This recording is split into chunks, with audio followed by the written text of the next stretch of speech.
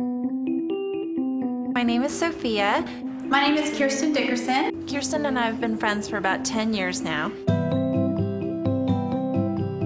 We both have a love of design, and we've always been looking for a way to want to combine our love of design with our deeper desire to want to help impoverished women around the world.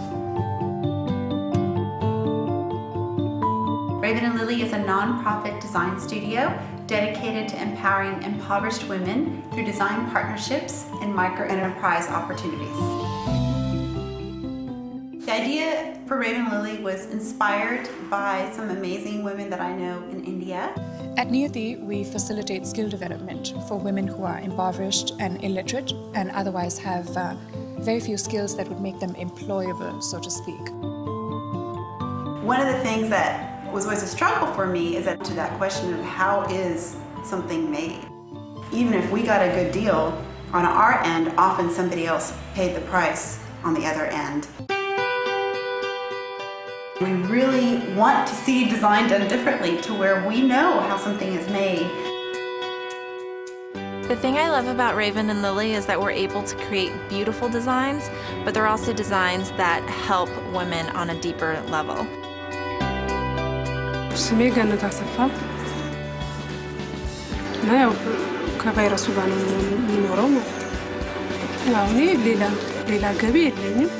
በዚህቹ ነው የምተዳደረው። ማርኬት መቀበዝቹ ነው በጣም ጥሩ ነው። These women have never worked with other people who have wanted to partner with them on an equal level, wanting to know what their thoughts are, wanting to know if they have any design input that they'd like to add to the elements that they're creating. I think it's amazing that we can be of mutual encouragement to each other. Women in India need to know that their counterparts in the West care about them. When they come to our problem, the first thing they notice, it is love. We treat them as human beings. There are so many things that we have learned from Ravens and Lily, and they too are learning a few things from us. And it's also a great encouragement to hear that these women came all the way because they love these women and they want to work with them. And it encourages them because always they've been told you are nothing, you can't do anything. Especially these Maasai women who have never gone to school, to see somebody coming and telling them you're somebody and what you are doing is precious and we can use this and we can get other women interested in it. It is really boosting their morale.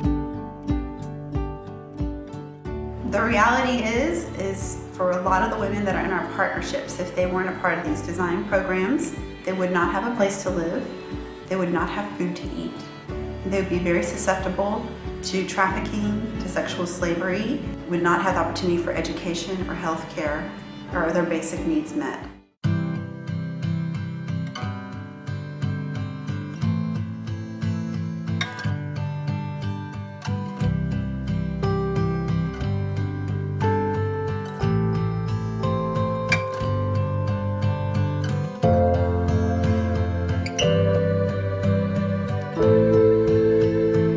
The reality is that these design programs are offering women a chance for a better life in many, many ways. Just to give you an example of a story of how our partnership is working, in Burundi, Henriette, who was one of the women who made part of this baby collection, has been homeless. She's desperately poor, a beautiful and amazing woman. She and her daughter have had no home. But the $20 that she earned from working with us for just a couple of days is way more money than she could earn in any other circumstance in Burundi, and it provided a home for her.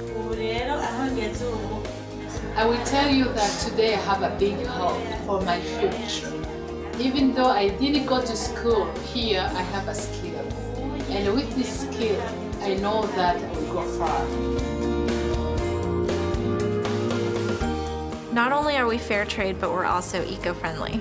Our goal is to land on designs that we think could really sell, utilizing local materials, encouraging the women to be eco-friendly in the whole process of design. A lot of the designers in the Los Angeles area donate their high-end remnant fabrics to us, and we use these donations to make beautiful, one-of-a-kind items. So we're able to help the environment by keeping them out of the landfills, as well as helping the women in the co-ops. My dream for Raven and Lily is that we would land on designs and products that represent the culture and the beauty of the women that made that product. The items really do have a deeper story, from the women who created it, from where the materials came from. All of those elements come together to really tell a deeper story about how we can each make a difference in the purchases that we make. Whether it's a piece of jewelry or a pillow, but they will love that item. And then behind the scenes, when they read the tag or go to our website, they'll be able to learn the story about the person that made that item. And then the consumer will hopefully be empowered to know that they can make a difference in the life of somebody through their purchase. And we're hoping that we can take these ideas of design and provide items that people love, that they see and think, oh my gosh, that's beautiful. But behind the scenes, that beautiful item represents the beauty of a woman that made it. And that woman is the one that's going to benefit from the purchase of that item. Not some middleman, not a corporation, but the very person who made that item. And that gets me really excited to know that we are working directly with these groups and are going to see not only these women have the dignity of making something, enjoying making it, earning from it, but then on the back end, us returning proceeds back into the community for education, health, and microloans so that more women and children can be cared for. But all of it is coming from the effort of these women, and it's not just charity, it's not just a handout, it's much more than that.